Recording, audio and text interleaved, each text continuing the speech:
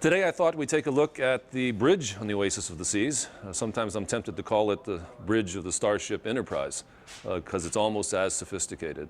This is truly the most sophisticated navigational bridge of any ship in the world. The vendor, the supplier of most of the navigation systems is Sperry Northrop Grumman. They supply almost all the navigation systems to the United States Navy warships. And the technicians that are on board here will tell you that the level of sophistication on the Oasis of the Seas is far greater than the level of sophistication on these Navy warships. So now what I'd like to do is walk you through kind of system by system so you really would get a good sense of all the technologies that we have available here on the navigation bridge of the Oasis of the Seas.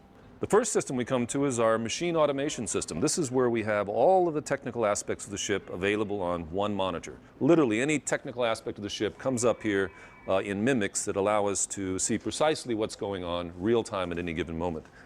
This monitor, it's our electronic navigation system. It has electronic charts which provide very accurate representations of where the ship is using GPS technology. A wealth of information in terms of wind speed, the ship speed, the speed we're making through the water, the speed we're making over the ground, the heading that we're actually steering, the heading that we're actually sailing, because those can be different.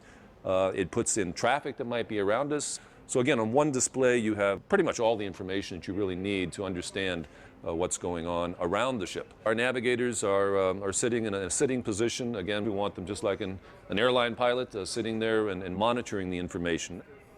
Overhead monitors, again, providing additional information, in this case, course, heading, the rate of turn, how fast the ship is turning.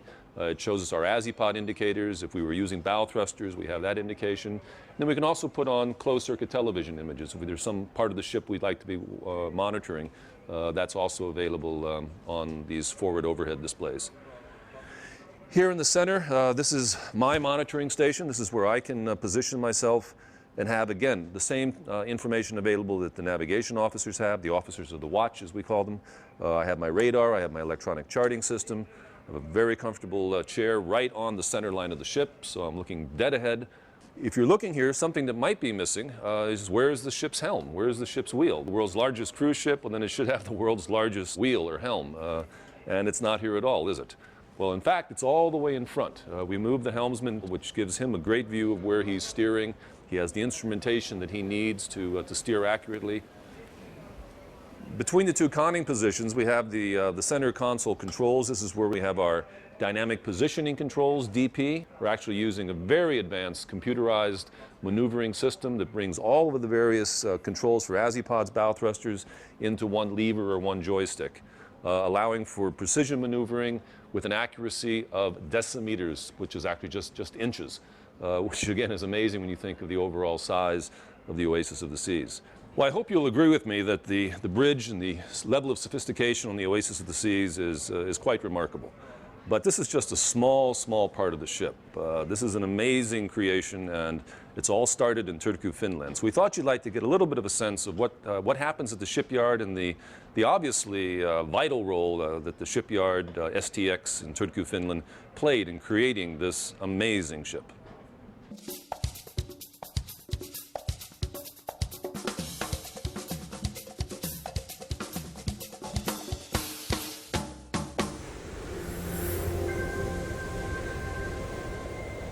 Well, this is the capital of shipbuilding in Finland.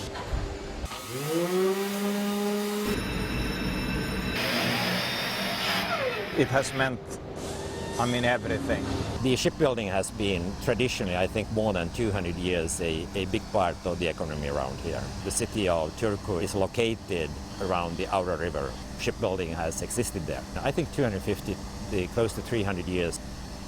When I was a kid, I spent all my summer holidays from June 1st until the last day of August. My parents took us to their summer place, which is on the islands in the archipelago just outside Turku. Mostly spending the time on water and very much sailing. So that's why I applied for the Technical University of Helsinki in 1970. And that was the time when Song of Norway was at the outfitting pier outside the yard in Helsinki, and I thought that what a beauty. That was something remarkable. And it passed my mind at that time that it might be one day interesting to be involved in shipbuilding. Royal Caribbean was the first one really said, let's make a tailor-made cruise ship. And then it just happened so that our company and Royal Caribbean came together, and the thinking, it worked well from the very beginning. To develop this type of product, which is so challenging, so demanding, so many new features, it has really made a tremendous step for shipbuilding in Finland. In our company we are 4,000 own employees, but the whole infrastructure, the maritime cluster in Finland, employs about 20,000. I think everybody deep inside feels really proud about making this come true here in Turku in Finland.